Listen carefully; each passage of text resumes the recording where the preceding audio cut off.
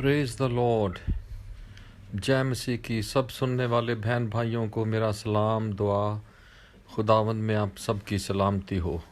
खुदा का शुक्र, आज इतवार के दिन फिर आपसे मौका मिला बातचीत करने का, खुदा की मेहरबानी से, और वो भी खुदा की बातों को आपके साथ शेयर करने के लिए।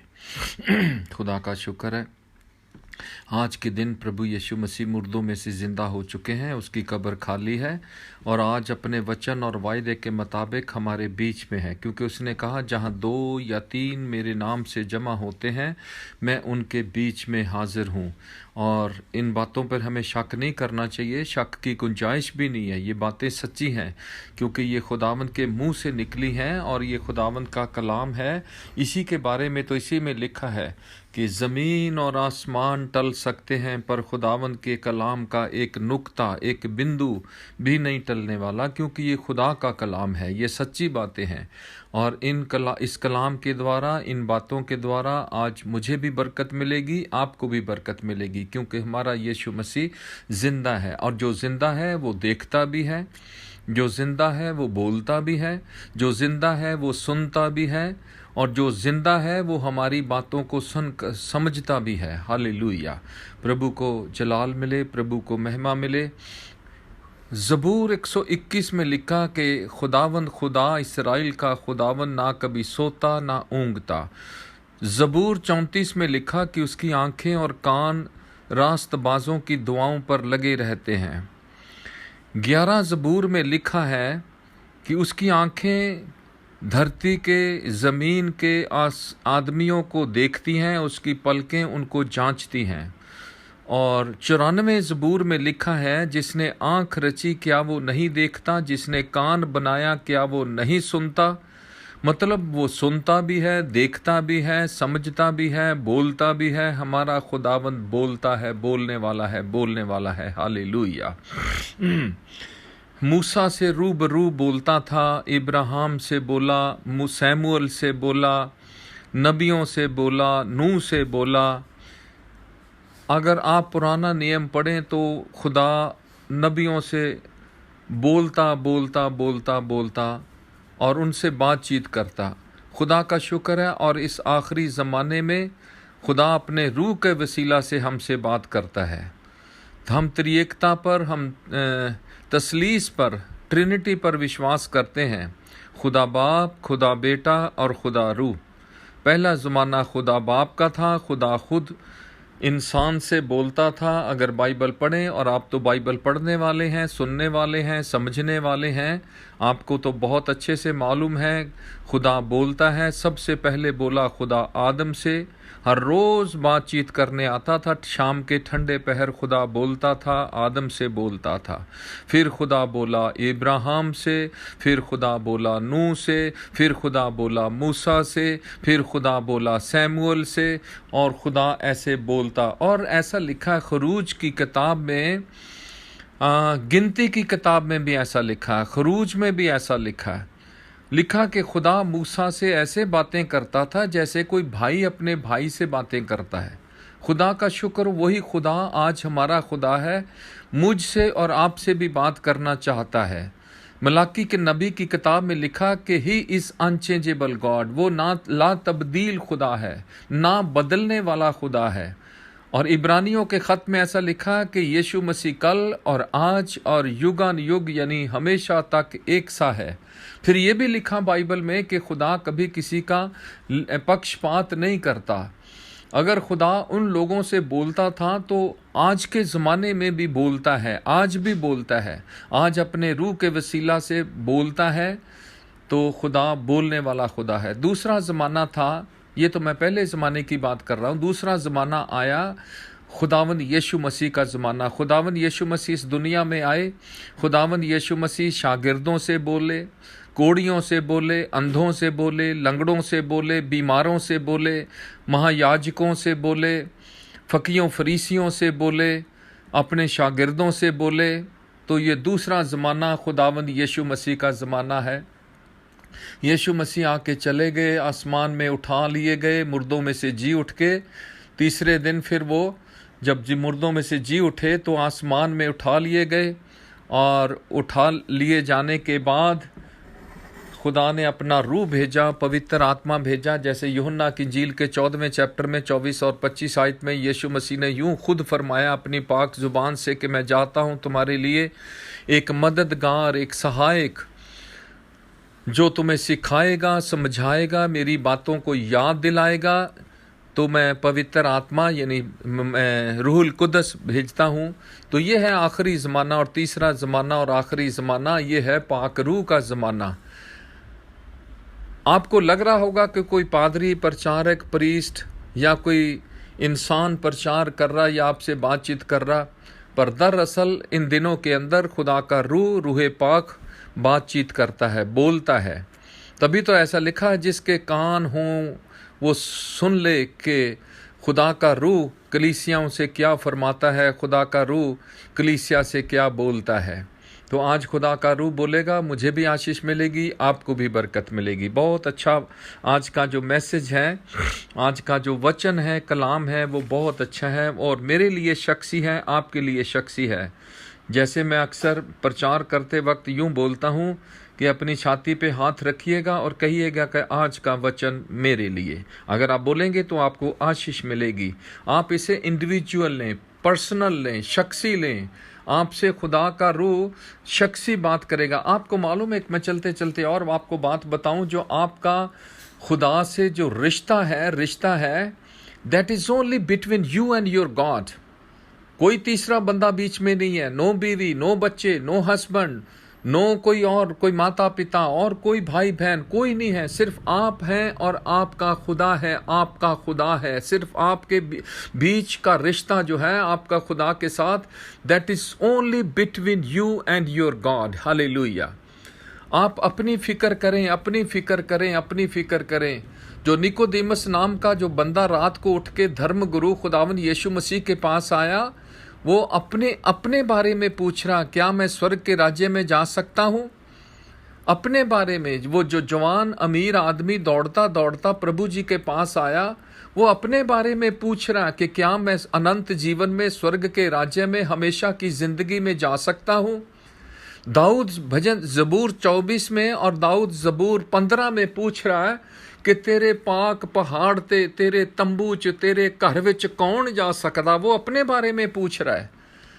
आप अपने बारे में हाथ रख के दिल पे पूछिए कि क्या खुदावन यीशु मसीह तेरी आमद पर मैं जा सकूंगी तेरे साथ, या जा सकूंगा, या मेरा तेरे साथ कैसा रिश्ता हो? क्या कैसी मेरी बोली, तबीयत, मिजाज, हरकतें, आदतें, जिंदगी, बंदगी, मैं कैसा बन के दिखाऊं तुझे, या क्या करूं और ज्यादा कि मैं तेरे साथ स्वर्ग के राज्य में उठा लिया जाऊं? और मेरी दुआ कैसी हो, मेरा मिजाज कैसा हो, मेरी जिंदगी, बंदगी, करैक्टर, मेरी बातें, मेरा बिहेवियर कैसा हो, मैं क्या बन के दिखाऊं तुझे। हालेलुया। आप पूछिए आज। मैं बार बार ये कह रहा हूं कि स्वर्ग का राज्य या हमेशा की जिंदगी या आसमान की बादशाहत, ये कोई मामूली सी बात नहीं है, छोटी सी बात नहीं है, ये बहुत बड़ी बात है, बहुत बड़ी बात है। हालेलुया। और ये हाथ से जाना नहीं चाहिए।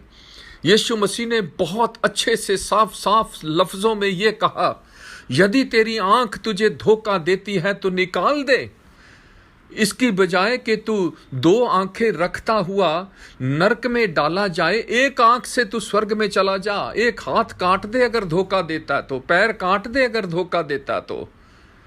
सोचो, इस स्वर्ग के राज के लिए, हमेशा की जिंदगी के लिए, आसमान की बादशाहत के लिए आंख निकलवानी पड़े तो कलाम, ये बाइबल में ऐसा लिखा है तो कर लो भाई। हाथ कटवाना पड़े तो कटवा लो, पैर कटवाना पड़े तो कटवा लो, पर ये आसमान की बादशाहत जानी नहीं चाहिए। अगर एक दफा मिस हो गया चांस तो माफ करना, मैं तो नहीं कह रहा, पर ये बाइबल में ऐसा ही समझ आ रहा पढ़ने से कि फिर दोबारा चांस मिलने वाला नहीं। जैसे उस अमीर आदमी को दोबारा चांस नहीं मिला, लूत की बीवी को दोबारा चांस नहीं मिला, इस्राएलियों को जो मिस्र से तो निकल आए, फिरौन बादशाह की गुलामी से तो निकल आए, पर आगे भी नहीं पहुंचे, कनान मुल्क में भी नहीं पहुंचे और दोबारा चांस नहीं मिला। सोचिए, खुदा का शुक्र करो, शुक्र करो, शुक्र करो, शुक्र करो कि हमें हर रोज हर रोज हर रोज नया चांस मिल रहा है। खुदा का शुक्र, इस कलाम के वसीले मुझे भी चांस मिल गया और आपको भी चांस मिल गया। ये आसमान की बादशाहत जानी नहीं चाहिए। तो चलिए हम आगे बढ़ेंगे। इस कलाम का जो आज का जो मेरा सब्जेक्ट है वो बहुत बाइबल की एक बहुत मशहूर आयत मैंने ली है, बहुत फेमस आयत है, बहुत मशहूर आयत। वो है पहला सैमुअल, उसका 15वां चैप्टर और उसकी 22वीं आयत है। मैं इसको आसान करके बोलूँगा, थोड़ी उर्दू भी, हिंदी भी, पंजाबी भी, अंग्रेज़ी भी, ताकि सुनने वालों को समझ आ जाए। कई लोग उर्दू वाले हैं तो उनको हिंदी समझ नहीं आती, कई हिंदी वाले हैं तो उनको उर्दू समझ नहीं आती, अगर दूसरे वाले हैं तो कईयों को पंजाबी समझ नहीं आती, कईयों को पंजाबी समझ आती है तो अंग्रेज़ी समझ नहीं आती। तो मैं ऐसे एक खिचड़ी सी बनाऊंगा, खिचड़ी। और आपको मालूम, ये खिचड़ी बीमारों के लिए अच्छी होती है। अगर आप महसूस करते हैं कि अंदर कोई बीमारी है, नुक्स है, तो आज खिचड़ी खा लेंगे तो आपको फ़ायदा हो जाएगा। ये कलाम की खिचड़ी जो है, एक और बात बताऊं, language is not a problem for God, language is not a problem for the Holi spirit. खुदा के रूह के लिए ये भाषा जो है, बोली जो है, लैंग्वेज जो है, ये कोई प्रॉब्लम नहीं है। वो तो गधी से भी बुलवा सकता है इंसान की भाषा। हालेलुया। वो अगर आपको सिखाना है, समझाना है, तो खुदा किसी भी लैंग्वेज में आपको सिखा समझा सकता है। वैसे ही आप बहुत पढ़े लिखे हैं, इंटेलिजेंट है, ब्रिलियंट हैं, आप बहुत समझदार हैं, मेरे इशारों को समझते जाइएगा। तो चलिए हम उसी आयत पे आएंगे। पहला सैमुअल 15वां चैप्टर और उसकी 22वीं आयत में ऐसा लिखा है कि हुक्म मानना कुर्बानी चढ़ाने से बेहतर है। मेरे साथ बोलेंगे तो आपको बहुत बरकत मिलेगी। नहीं बोलना तो ना बोलो, मन में ही बोल दो, ऐसे करो। ऐसे लिखा है कि हुक्म मानना कुर्बानी चढ़ाने से बेहतर है। फिर तीसरी बार, हुक्म मानना कुर्बानी चढ़ाने से बेहतर है। तो बेहतर क्या है? हुक्म मानना। काहे से? कुर्बानी चढ़ाने से। तो आपको समझ में आ गया। मैंने इसको और खोल दिया।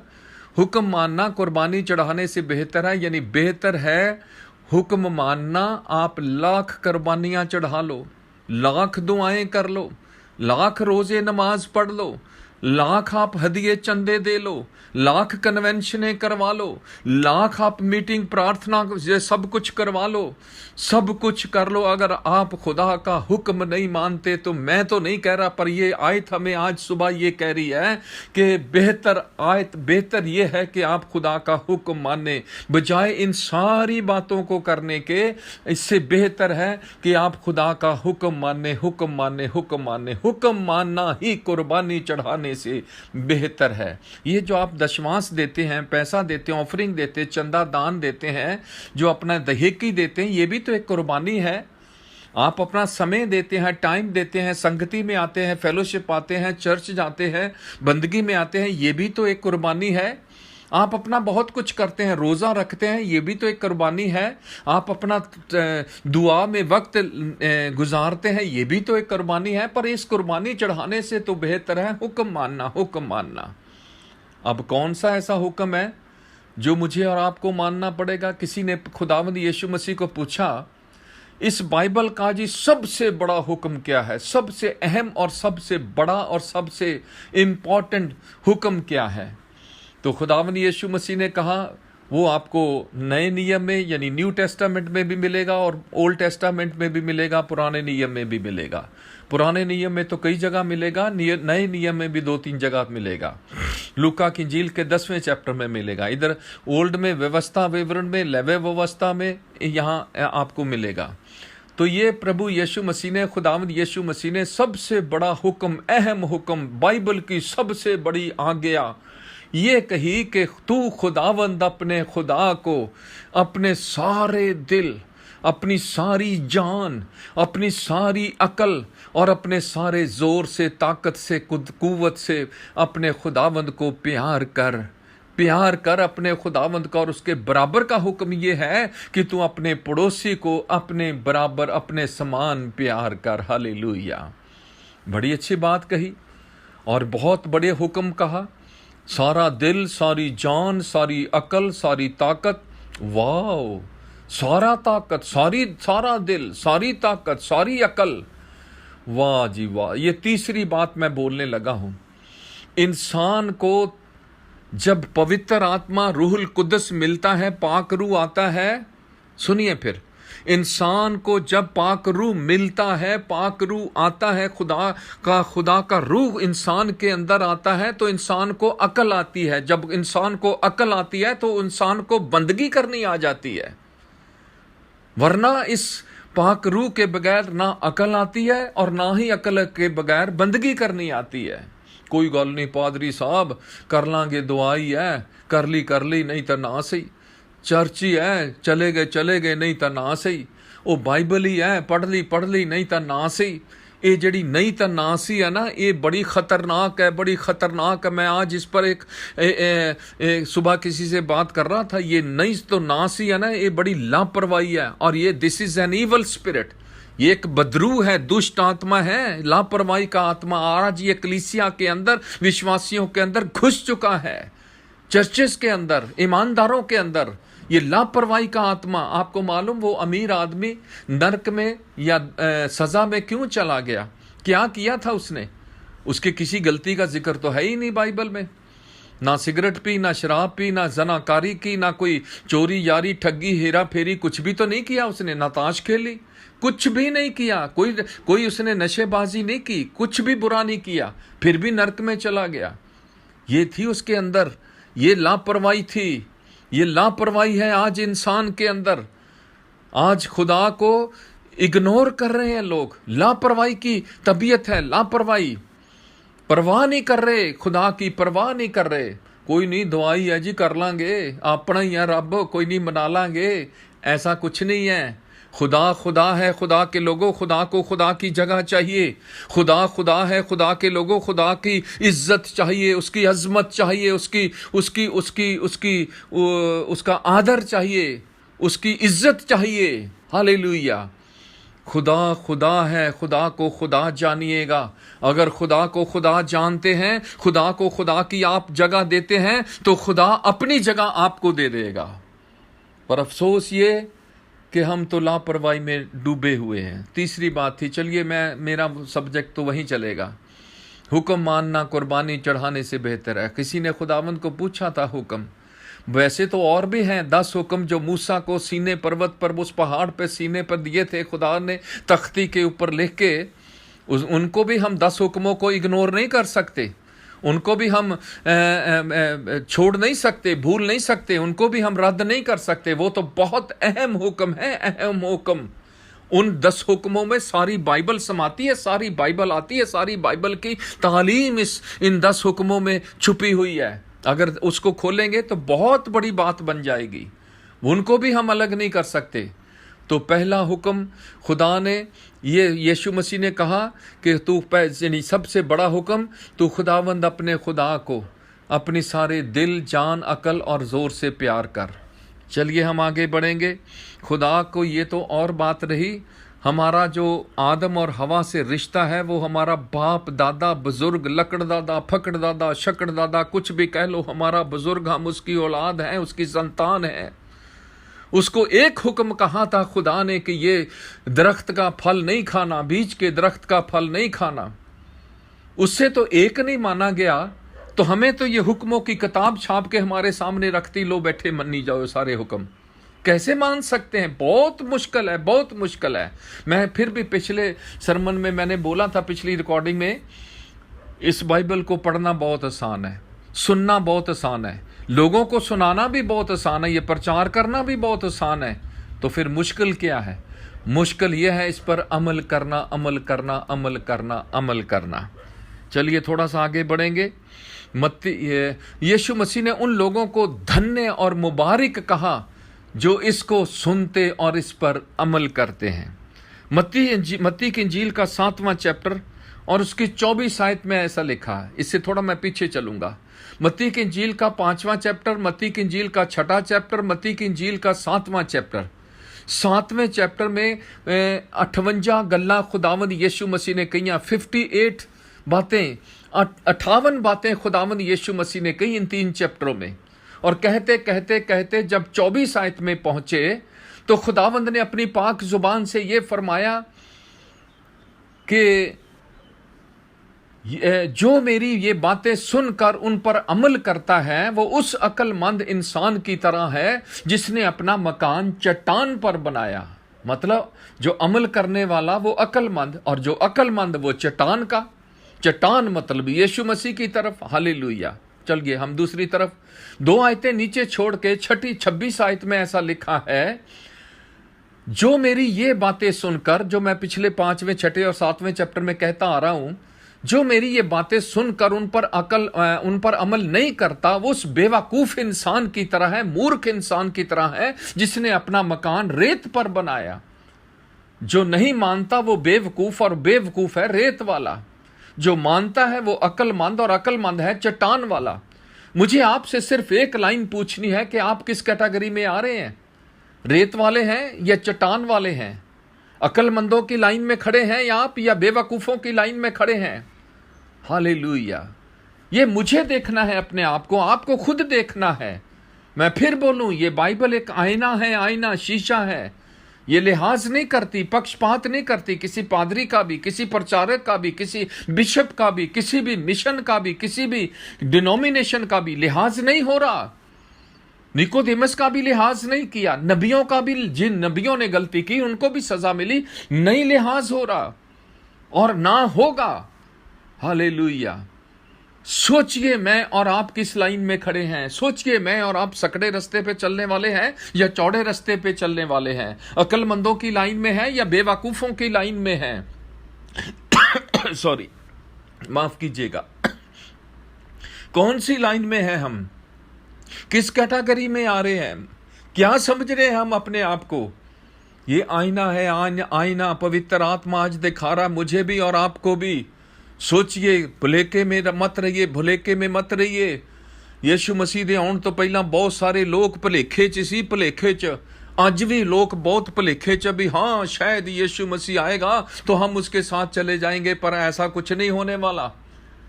ये 10 कुंवारियां हमें बता रही हैं कौन जाएंगे और कौन नहीं जाएंगे। एक साफ लोगों को, शुद्ध लोगों को, खरे लोगों को, पवित्र लोगों को, पाक लोगों को, इस वचन पर अमल करने वाले लोगों को, अक्लमंदों को, हालेलुया, जरूर एक रोज खुदावंद यीशु मसीह अपने साथ स्वर्ग के राज्य में यानी आसमान की बादशाहत में ले जाएगा। और जो गफलत में होंगे, ऐसे कह लो जो भुलेखे च होंगे, ये निकोदेमस बहुत वड्डे भुलेखे च सी, धर्मगुरु सी, बुजुर्ग सी, सिखाने वाला है, पढ़ाने वाला है, बताने वाला है। उसको वो बात भूल रही है कि अंधा अंधे को रास्ता नहीं दिखा सकेगा। अंधे को रास्ता दिखाने से पहले रास्ता दिखाने वालों की आंखों को खुला होना जरूरी है।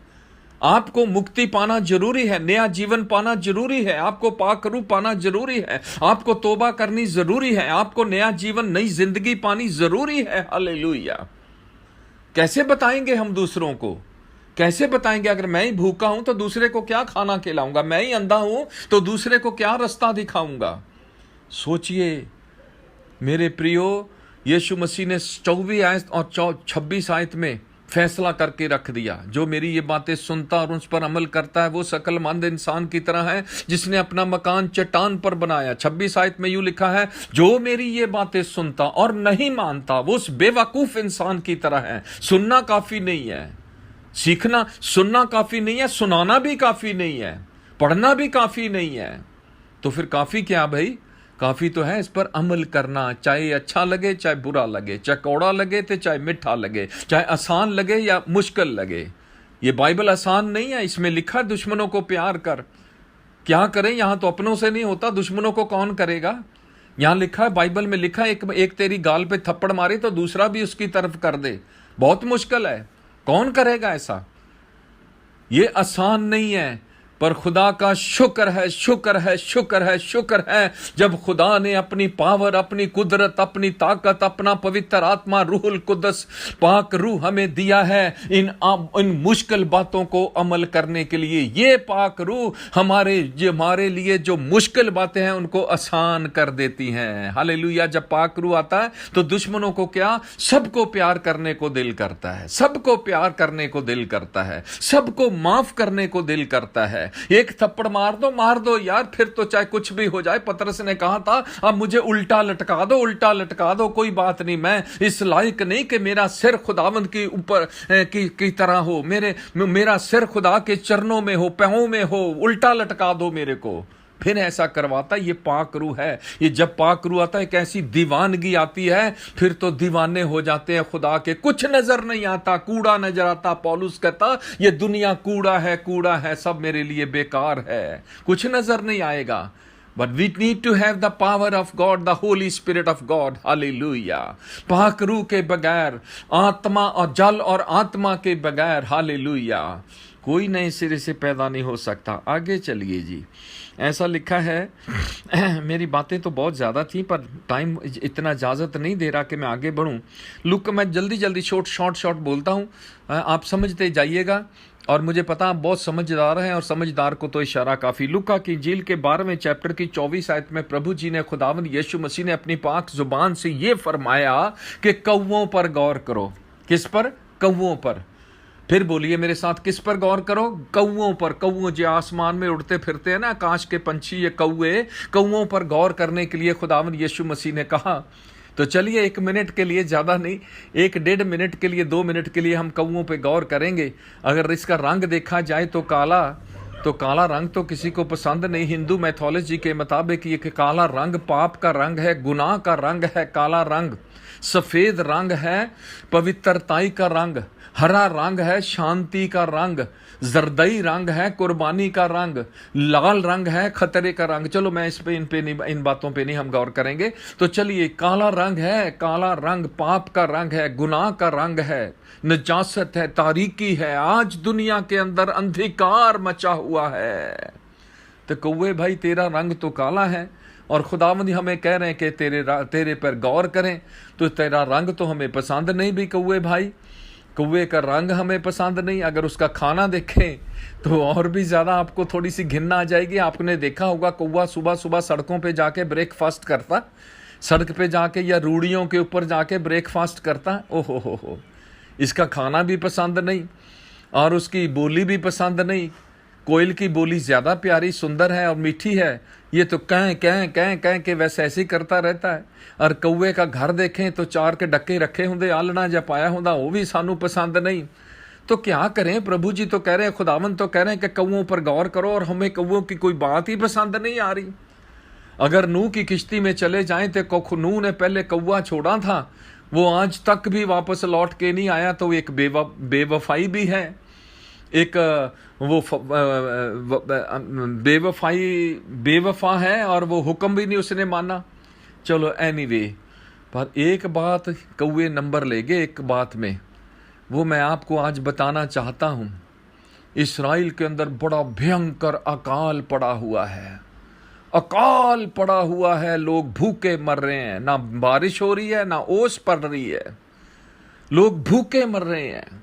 इतना खतरनाक, जो औरतें अपने बच्चों को पका के काट के खा रही हैं, लोग कबूतरों की बीठे खा रहे हैं। इतना गंदा और बुरा और भयंकर अकाल है। लोग धड़ाधड़ मरी जा रहे। जैसे आजकल एक महामारी छिड़ी हुई है, ये कोरोना वायरस की। किसी भी मुल्क का हाल देख लो, हजारों में लाखों में चली गई अब तो तादाद। मरी जा रहे हैं। ये हालात थे कि खुदा का बंदा एलिया उस अकाल के दिनों में, और ये बाइबल का वादा है, अकाल के दिनों में वो तो तुझे तृप्त करेगा। तृप्त मतलब रजाएगा, तुझे भूखा नहीं सोने देगा। तभी तो शेर लिखा ना 34 ज़बूर में लिखा, शेर बब्बर यानी शेर के बच्चे भूखे रह सकते हैं, पर मेरे तालिब कभी किसी अच्छी नेमत के मोहताज नहीं होंगे।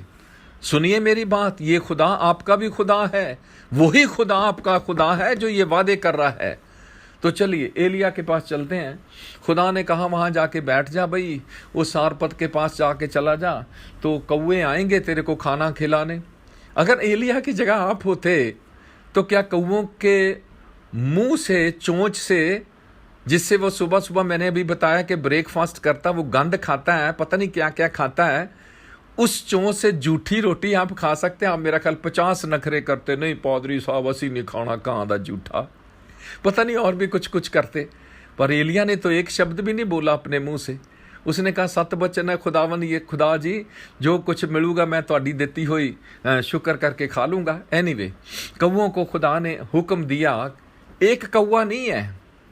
कई लोग प्रचारक ऐसे बात करते, मैं एक प्रचारक को प्रचार करते सुन रहा था, तो वो एक कौवे की बात कर रहा था। वो एक कौवे वाली बात तो नूह किया, वो एक ही भेजा था उसने।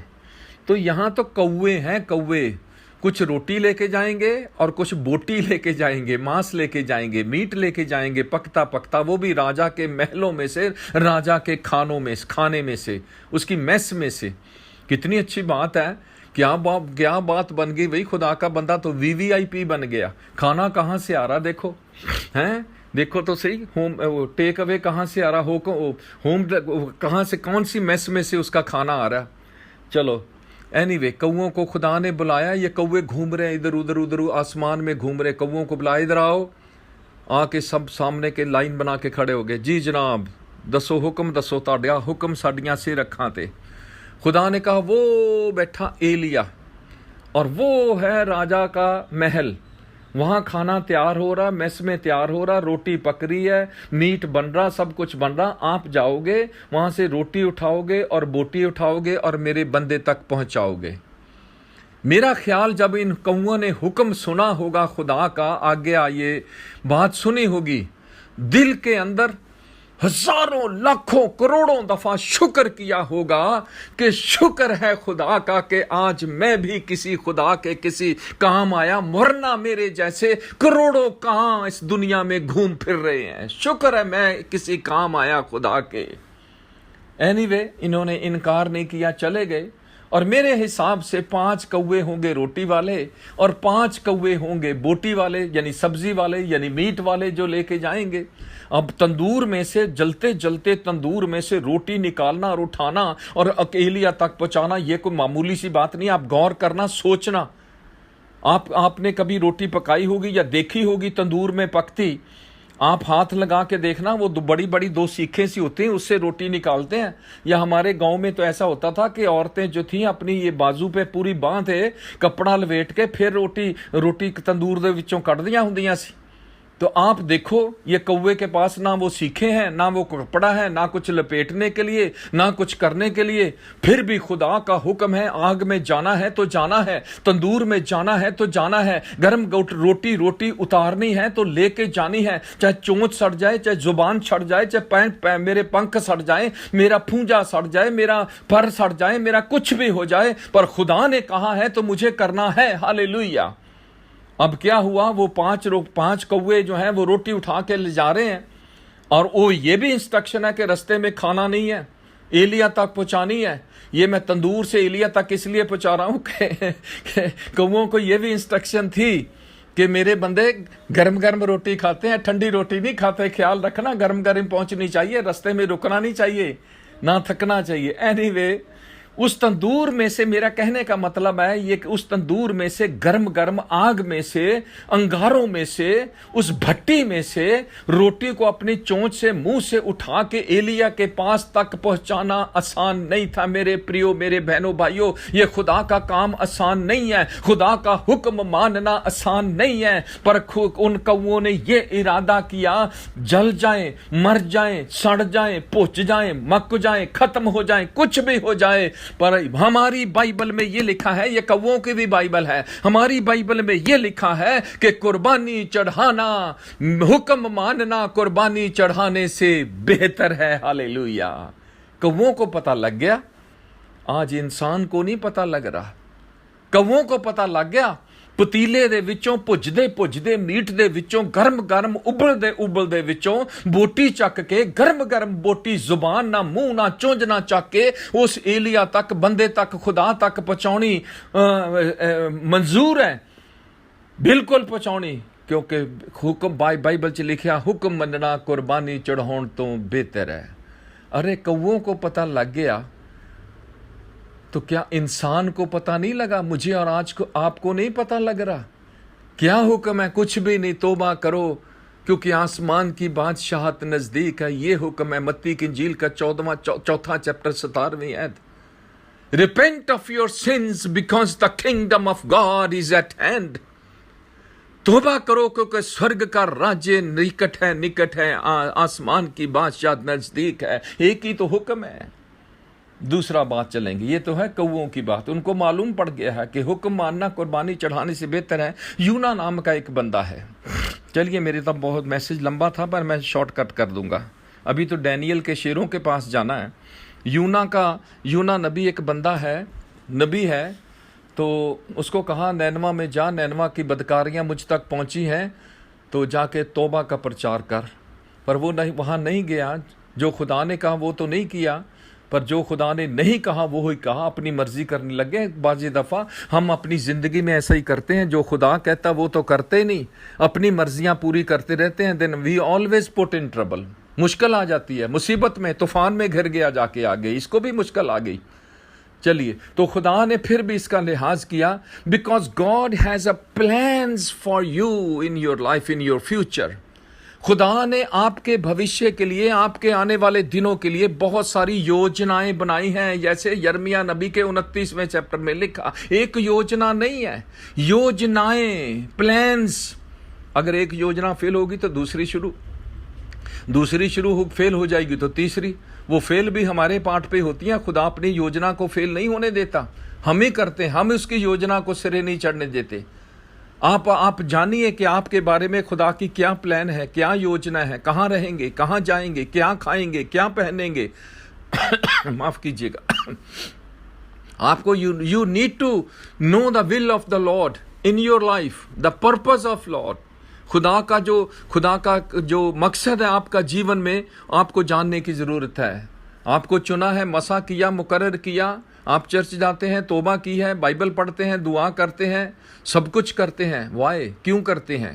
क्या मर्जी है खुदा की? क्यों कर रहे हैं आप ये सब कुछ? एक पीछे खुदा का एक मकसद है। खुदा ने आपको चुना है, मसा किया है, मुकर्रर किया है।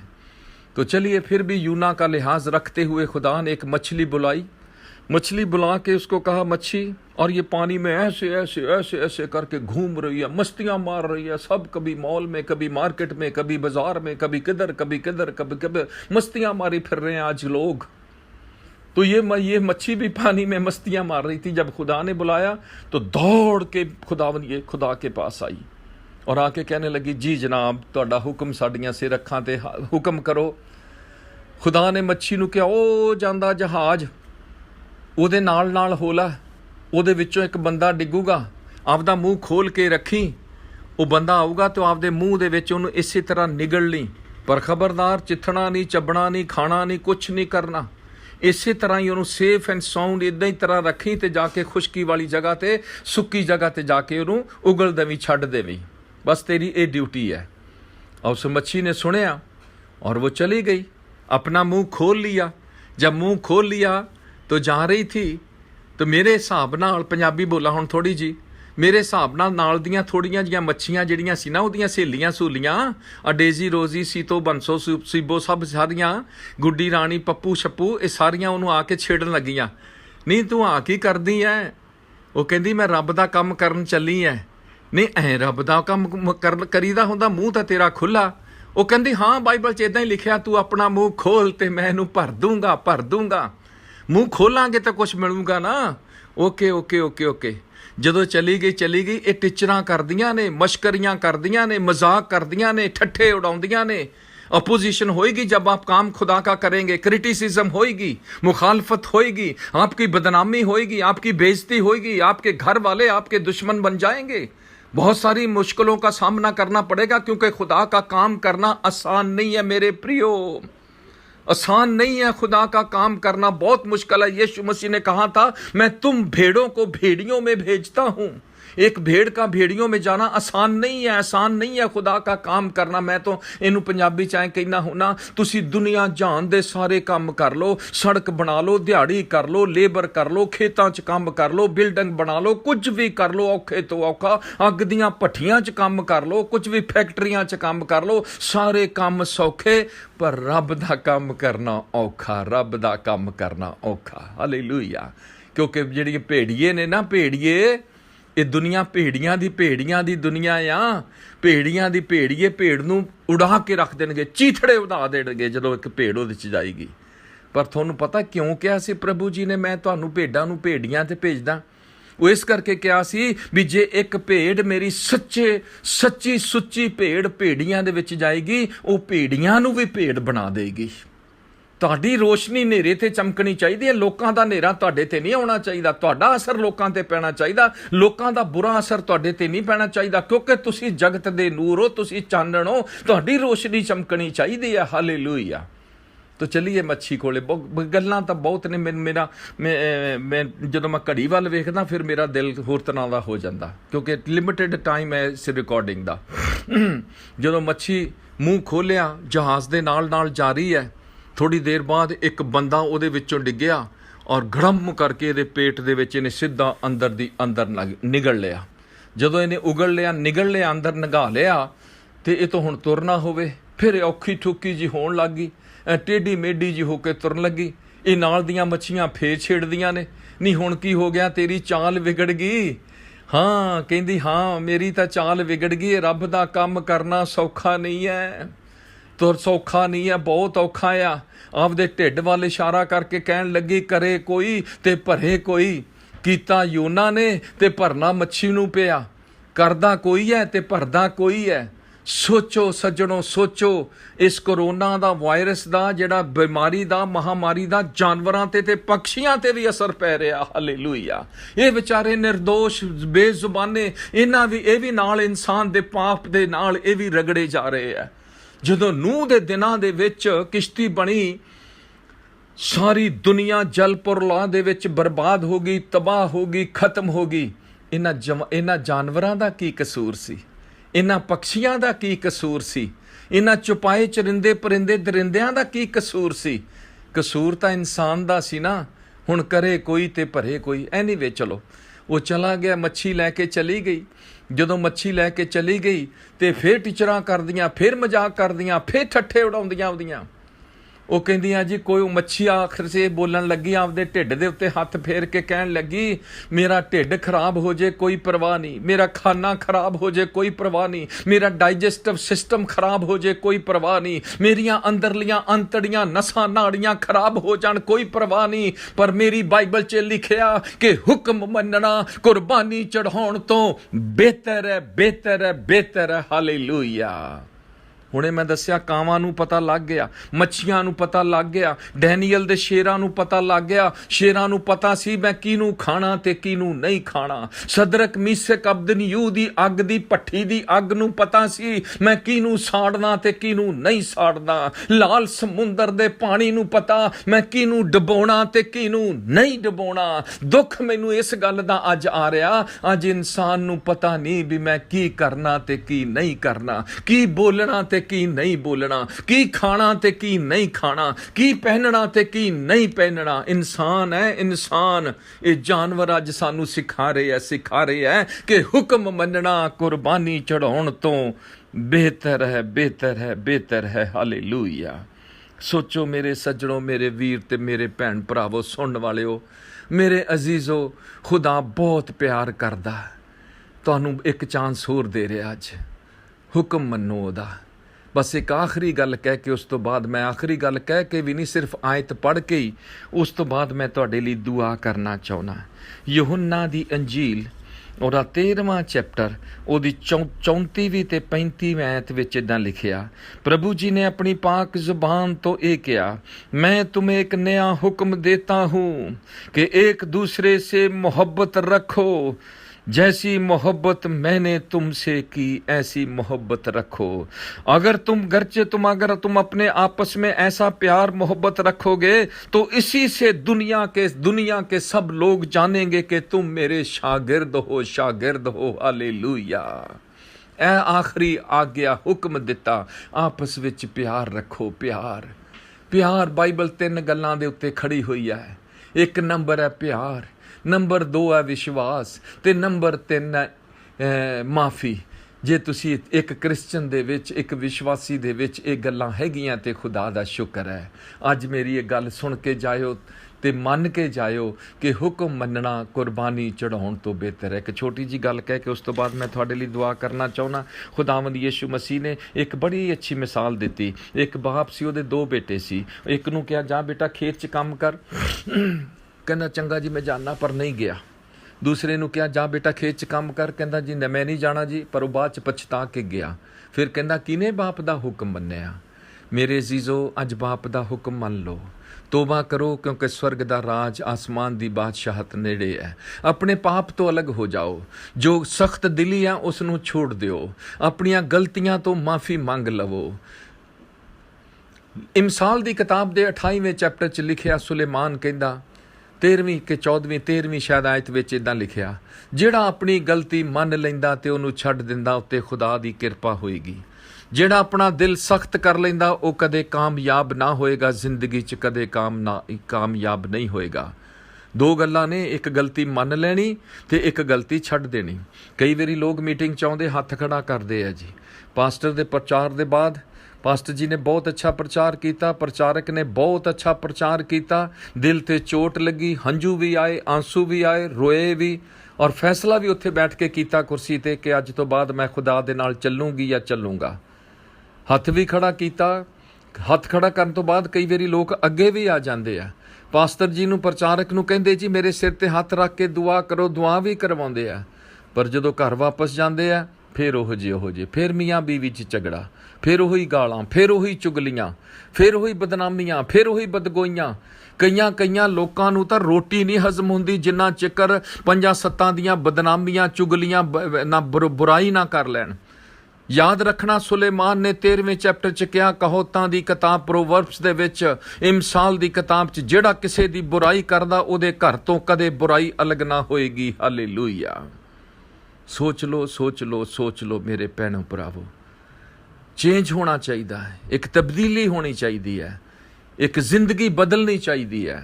ਘਰ ਜਾ ਕੇ ਫਿਰ ਉਹੋ ਜਿਹੇ ਇੱਕ ਚੇਂਜ। ਯਿਸੂ ਮਸੀਹ ਦੀ ਸਭ ਤੋਂ ਪਹਿਲੀ ਵੱਡੀ ਖੂਬੀ ਹੈ, ਜਦੋਂ ਜ਼ਿੰਦਗੀ ਚਾਹੁੰਦਾ ਉਹਦੀ ਜ਼ਿੰਦਗੀ ਬਦਲ ਜਾਂਦੀ ਹੈ। ਜ਼ਕਈ ਨੂੰ ਪੁੱਛ ਲਓ ਜਾ ਕੇ ਲੂਕਾ ਦੀ ਇੰਜੀਲ 'ਚ, ਜੇ ਮੇਰਾ ਨਹੀਂ ਯਕੀਨ ਤੇ। ਲੈਣ ਵਾਲਾ ਦੇਣ ਵਾਲਾ ਬਣ ਗਿਆ। ਕਹਿੰਦਾ ਖੁਦਾਵੰਦ ਜੀ, ਜਿਹਦਾ ਮੈਂ ਲਿਆ, ਜਿਹਦਾ ਲਿਆ, ਚੌਗਣਾ ਵਾਪਸ ਕਰਦਾ ਮੈਂ, ਚੌਗਣਾ। अरे भाई ज़कई, अगर तू चौगना वापस करेगा तो तेरे पास तेरे खुद घर के क्या बचेगा तेरे पास? फिर देखो तो सही, this is the change, this is conversion. ये है दिल तब्दील हो गया, यह है मिजाज बदल गया, लेने वाला देने वाला बन गया। और आज हमें, मुझे और आपको वो ऐसा बनाना चाहता है। कल मैं किसी परसों मैं किसी पादरी साहब नाल गल कर रहा सी। वो बेचारा पादरी साहब कुछ पैसे दे चक्कर च सी, ते मैं उन्होंने कहा, सानू खुदा ने लैण वाले नहीं देण वाले बनाया, मंगण वाले नहीं देण वाले बनाया, पूछ नहीं बनाया, सिर बनाया। देना लैण तो मुबारक लिखिया, देना लैण तो, देना मुबारक है लैण नालों, देना बेहतर है लैण नालों। एनीवे, खुदा का शुक्र है, खुदा आप सबको बरकत दे। जितने भी मेरी आवाज़ सुनते हैं, इस वचन को जितनों ने सुना, कौओं ने ये मान लिया कि हुक्म मानना कुर्बानी चढ़ाने से बेहतर है। कौओं ने मान नहीं लिया, कौओं ने सीख लिया। उस मछली ने सीख लिया, यूना की मछली ने, कि हुक्म मानना कुर्बानी चढ़ाने से बेहतर है। यीशु मसीह ने बार बार यही कहा, और कलाम में यूं ही लिखा है कि हुक्म मानना कुर्बानी चढ़ाने से बेहतर है। आप कुर्बानी चढ़ा लो, कन्वेंशन कर लो, मीटिंग कर लो, प्रचार कर लो, रोज़े रख लो, ये कर लो, वो कर लो, बहुत फॉर्मेलिटीज़ हैं, बहुत काम है करने के लिए, जो कुछ भी कर लो। पर आप याद रखना, जब तक आप खुदा के हुक्म को नहीं मानते, मैं नहीं कह रहा, पर ये बरकत, ये बाइबल कह रही बरकत मिलने वाली नहीं है। चलिए मैं आपके लिए दुआ कर दूं। अगर आप मेरे साथ सहमत हैं और इस कलाम के ऊपर यकीन करते हैं, विश्वास करते हैं, तो अपना दाहिना हाथ अपने दिल पर रख लीजिएगा। मैं आइए दुआ करेंगे। खुदावंद रब, खुदावंद आसमानी बाप, इब्राहिम, इसहाक ते याकूब दे जिंदा ते जलाली बाप, तेरा शुक्र करते हैं। तू खुदावंद है जिहड़ा साडे बोलण तो पहला सुन लैंदा, ओ खुदावंद साडे मंगण तो पहला ही दे दिंदा, ओ खुदावंद जिहड़ा ना कदे सौंदा ना ऊंघदा, ओ खुदावंद जिहदियां अखां ते कन रास्त बाजां दियां दवावां ते लगे रहिंदे ने, ओ खुदावंद जिहड़ा अल्फा ते ओमेगा, ओ खुदावंद जिहड़ा जिंदगी ते क़यामत, ओ खुदावंद जिहदी कबर खाली है। Hallelujah, hallelujah. इस वेले मेरी ਮੇਰੀਆਂ ਭੈਣਾਂ ਨੇ, ਮੇਰੇ ਭਰਾਵਾਂ ਨੇ, ਸੁਣਨ ਵਾਲਿਆਂ ਨੇ, ਸਭ ਨੇ ਆਪਣੇ ਦਿਲਾਂ ਦੇ ਉੱਤੇ ਹੱਥ ਰੱਖੇ ਹੋਏ ਨੇ। ਮੇਰਾ ਹੱਥ ਵੀ ਮੇਰੇ ਦਿਲ ਦੇ ਉੱਤੇ ਹੈ ਖੁਦਾਵੰ। ਤੂੰ ਆਪਣਾ ਸਵਰਗ ਤੋਂ ਹੱਥ ਵਧਾ, ਇਹਨਾਂ ਸਾਰਿਆਂ ਦੇ ਹੱਥਾਂ ਦੇ ਉੱਤੇ ਆਪਣਾ ਹੱਥ ਰੱਖ ਦੇ, ਇਹਨਾਂ ਸਾਰਿਆਂ ਦੇ ਦਿਲਾਂ ਦੇ ਉੱਤੇ ਆਪਣਾ ਹੱਥ ਰੱਖ ਦੇ। ਯਿਸੂ ਮਸੀਹ ਦੇ ਨਾਮ 'ਚ ਹਰ ਉਦਾਸੀ, ਚਿੰਤਾ, ਫਿਕਰ, ਹਰ ਤੰਗੀ, ਮੁਸ਼ਕਲ, मुसीबत, हर दुख, गम, रंज, फिक्र, परेशानी, बीमारी, कमजोरी, दर्द छोड़ दे यीशु के नाम से। Hallelujah, hallelujah. सब नू बरकत मिले। इस कलाम दे उत्ते तेरी आशीष ते बरकत होवे। जिन्ना कन्ना तक ये आवाज़ पहुँचे, वचन पहुँचे, वो जिंदगियां बदल जान, हालात बदल जान। उन्हां घरां च तेरियां रौनकां, मौजां, खुशियां, बरकतां आ जान। तेरी पाक हजूरी उन्हां घरां च आ जाए और उन्हां नू बरकत, दुनियावी, जिस्मानी ते रूहानी बरकत मिल जाए। बरकत बरकत दवी। यीशु मसीह दे नाम च मैं दुआ मंगदा, सुन ते कबूल कर। मेरे नाल सारे जोर दी बोलणगे आमीन, आमीन, आमीन, आमीन। And God bless you, God bless you.